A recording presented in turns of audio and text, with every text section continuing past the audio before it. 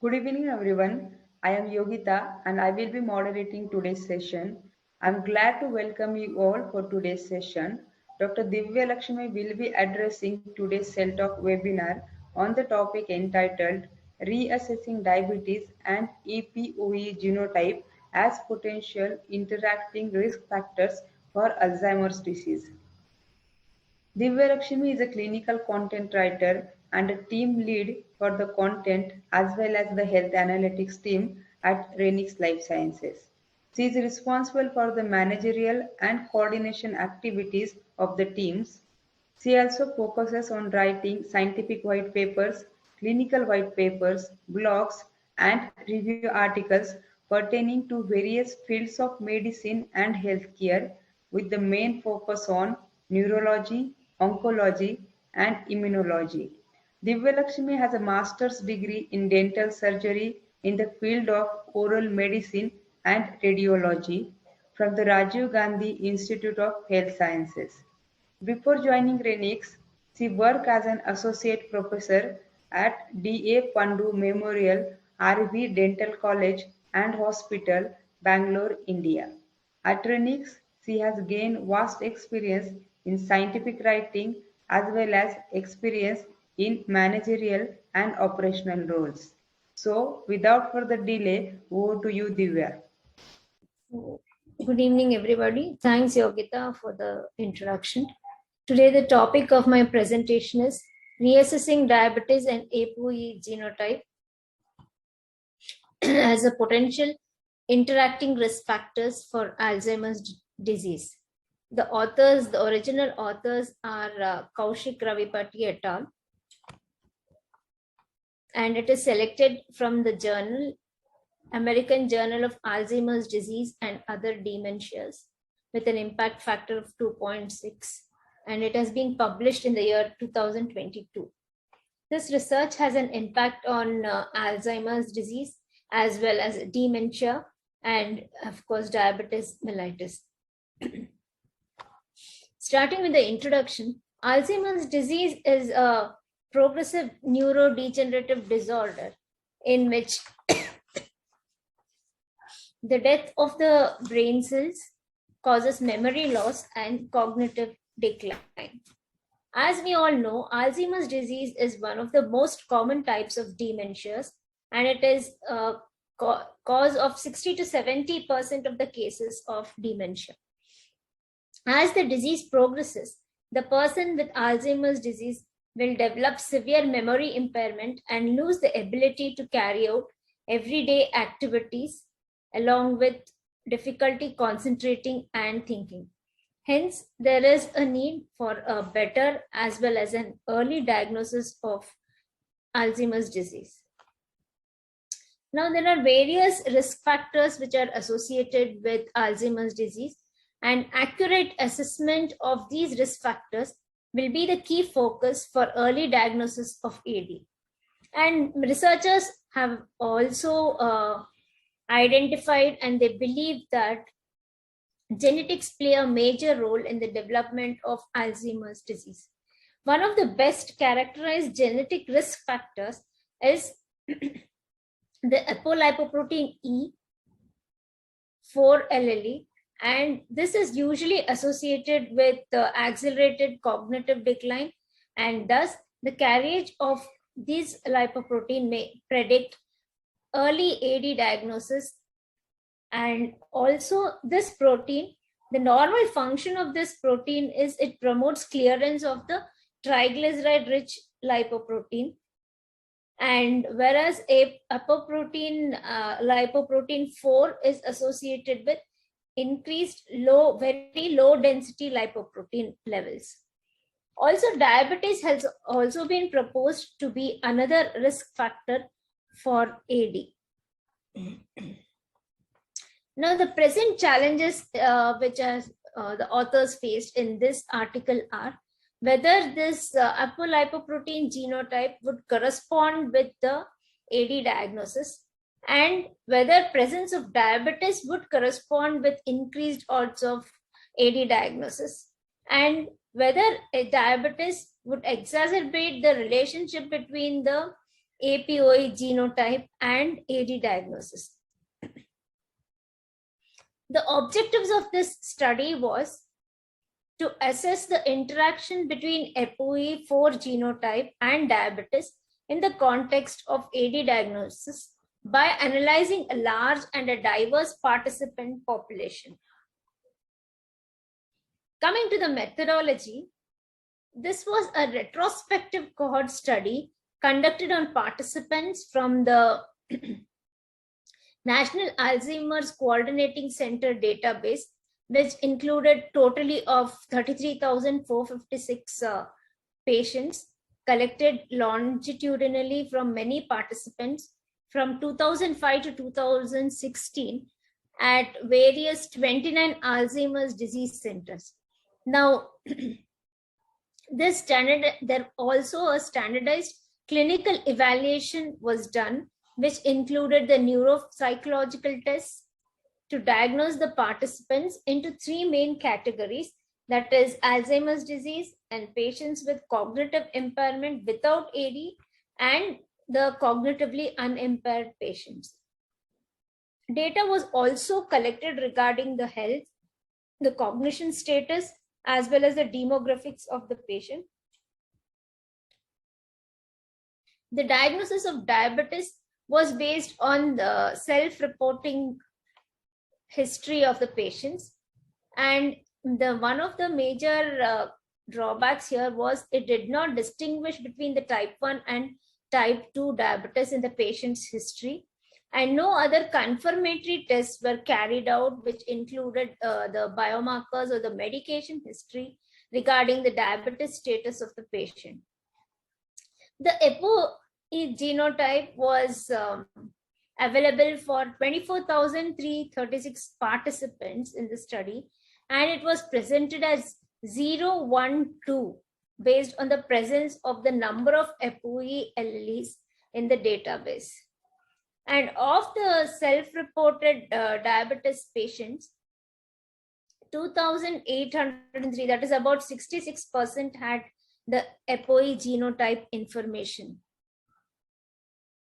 Now, this is the table which shows the data collected, and this includes the age, the gender, as well as the race of the patient, as well as the cognitive status, which has been categorized into three categories, that is no cognitive impairment with Alzheimer's disease, and cognitive impairment without Alzheimer's disease. And it is further continued in the next slide, where the APOE genotype levels are evaluated along with various parameters. Now, coming to the results of the study, the results in this present study indicate a strong relationship between APOE genotype and AD diagnosis, whereas a weak relationship between diabetes and AD diagnosis. In particular, as compared to the participants with zero APOE4 alleles, participants with 1 or 2 APOE4 alleles had considerably 2.71 and 8.81 times higher odds of being diagnosed with AD. And in contrast, and in compared to the participants without diabetes, the participants with diabetes showed only 1.14 times higher odds of being diagnosed with AD. Now, diabetes did not seem to exacerbate or otherwise modify the relationship between APOE4 genotype and AD in the present study. And also the participants with diabetes and 1 or 2 APOE4 alleles had respectively 0.75 and 0.70 times the odds of being diagnosed with AD as compared to participants with no diabetes and the same number of APOE4 alleles. So this was not statistically significant though. Now, the various statistical models which were used to assess the relationship between APOE genotype, diabetes, and AD diagnosis in the present study were as below. That is, the first one was the multinomial logistic regression models were used. to assess the participants' first and the last visit to the Alzheimer Disease Center, and also to assess the association between the APOE genotype and AD, as well as diabetes and AD. Then the mixed effects model was used to assess the risk of being diagnosed with AD at any of the participants' visit. One consideration for the above analysis is that some of the participants who were not diagnosed with AD during their first visit were later diagnosed on return visits or during the last visit. Finally, the structural equation modeling was used to mediate the influence of APOE genotype and diabetes on AD diagnosis. Now, this is the table which shows the use of various regression models as well as the mixed effects model used to assess the cognitive impairment with Alzheimer's disease, the cognitive impairment with Alzheimer's disease in APOE LLE participants as well as participants with diabetes.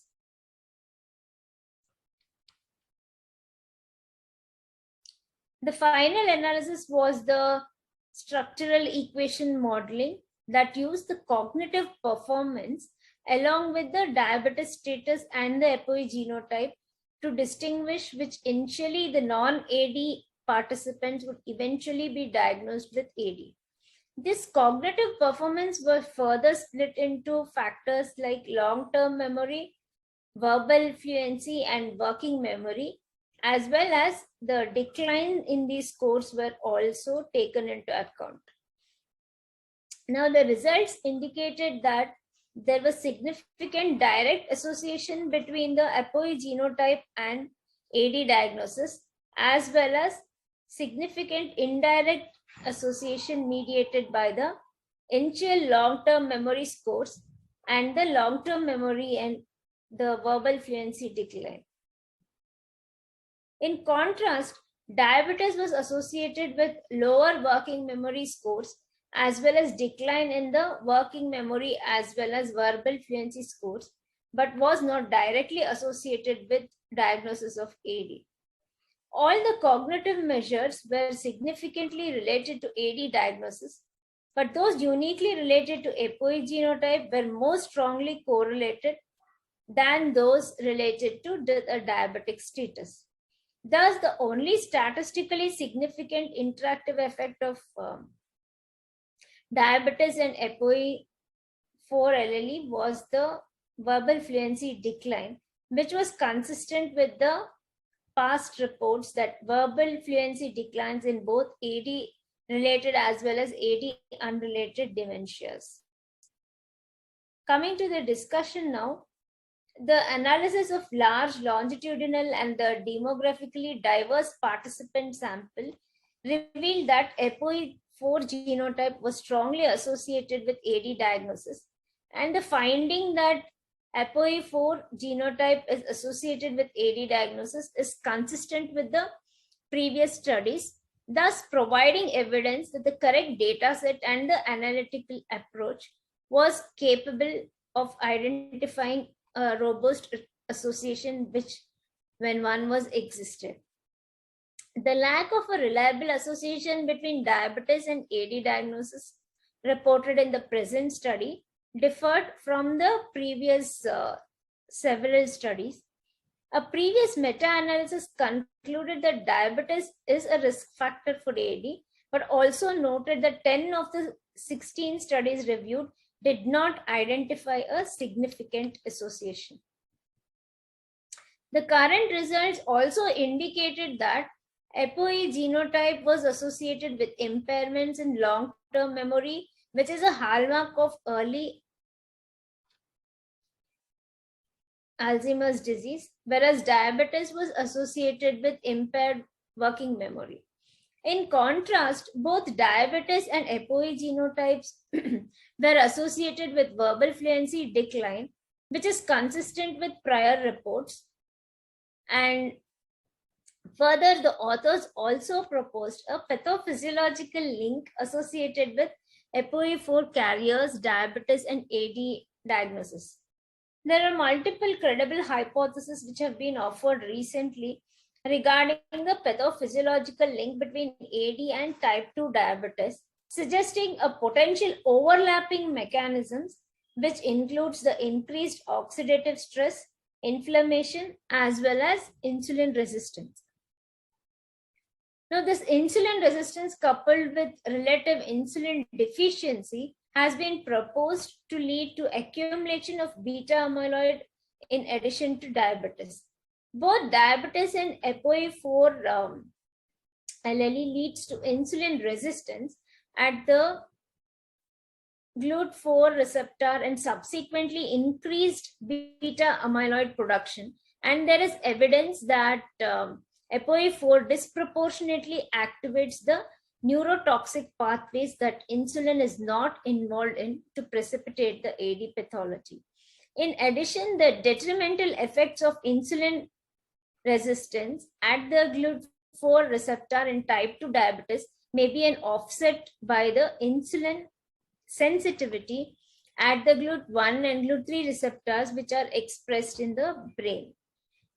Thus, the current results suggest that the pathophysiological mechanisms by which diabetes impacts the brain are not the same as those in Alzheimer's disease. There are a few limitations to the study. The first one being the self-report nature of diabetes diagnosis, which was unconfirmed with clinical testing, is one of the limitations for the study. Also, relatively few individuals who had 2 APOE4 alleles and diabetes may also preclude the ability to draw strong conclusions about the interactions between the APOE4 allele and diabetes. And also, the database did not offer a large enough sample size to make the definitive statements about any possible protective effects of diabetes concerning APOE4 genotype and AD diagnosis. Lastly, the conclusion: APOE4 genotype is considered as an important risk factor and it is strongly associated with AD diagnosis, whereas diabetes is not a major risk factor for AD.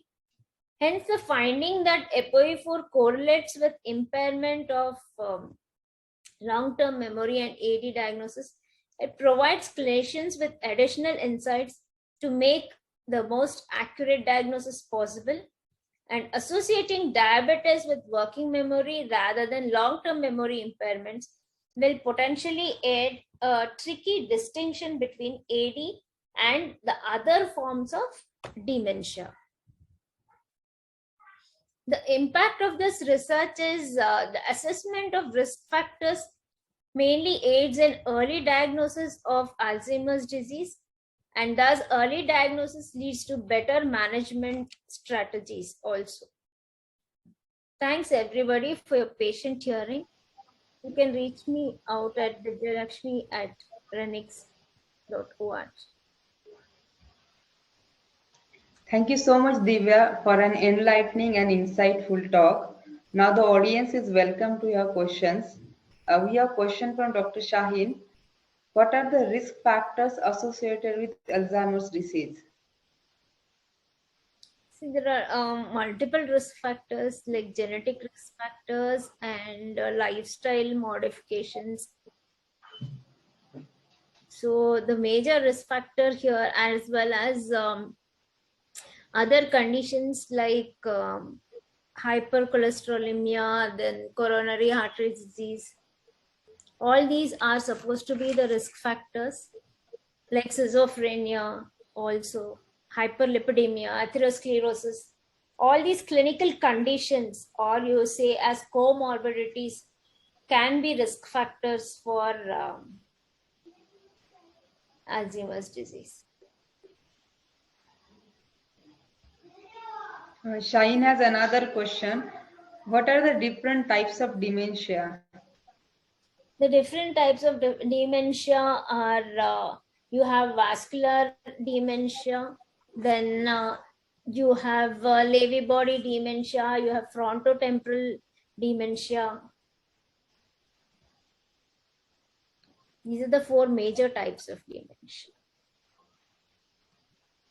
Hope it answers your questions, Shaheen. We have next question from Dr. Vijay. Does this study have a risk of including more ED patients with diabetes, as these patients with these two diagnoses will tend to be more cautious as compared to non-ED with diabetes?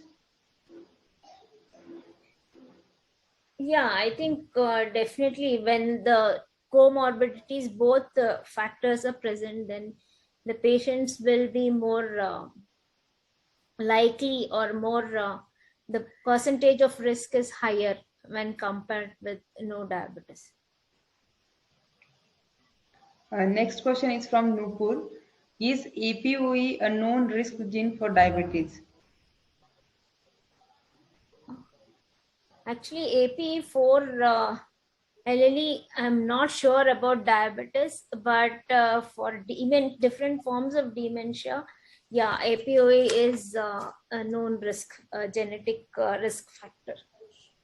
And actually, the other alleles of APOE, like APOD, are considered as early diagnostic markers in some diseases like schizophrenia, multiple sclerosis, Parkinson's. Whereas E is more related to Alzheimer's. Nupur has another question. What is the role of other diabetes risk genes in ED?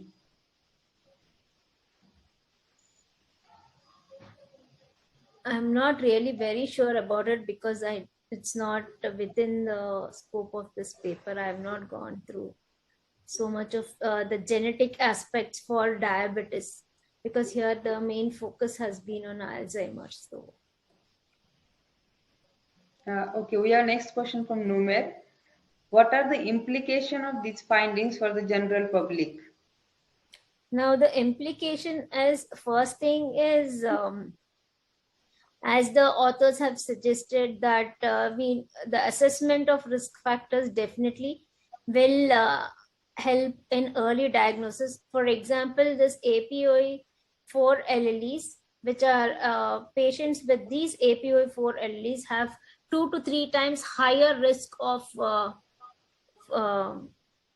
occurrence of Alzheimer's disease. And it has also been reported that 10 to 15 years earlier, the diagnosis, or it can be predicted early in case of APE4 alleles positive patients.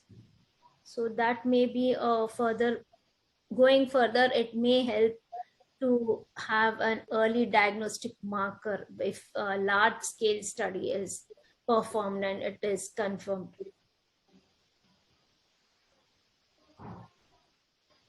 Dr. Bharti has a question. If the author has focused on type 2 diabetes separately, will there be an impact on the result? That the future studies only can give us more details about that aspect. In this study, the major drawback or limitation, as I mentioned, is the diagnosis of diabetes has not been confirmatory, and it has not been classified into different types as well. That's not been the main focus of this study. So if further studies are done on these lines, then definitely it may give us variable results, or it may lead to better results also. We have to wait and watch. Actually, I think there are no more questions coming from the audience. So thank you again, Divya, for the great presentation. I hope we have learned a lot from today's talk. Before we conclude this webinar, I would like to inform everyone that Dr. Bharati will be giving a presentation on high-frequency psychosis in late-stage Parkinson's disease on 9th November 2022. So thank you all. I appreciate your presence and kind attention. Let's meet at the same time on 9th November. Have a pleasant evening. Thank you again.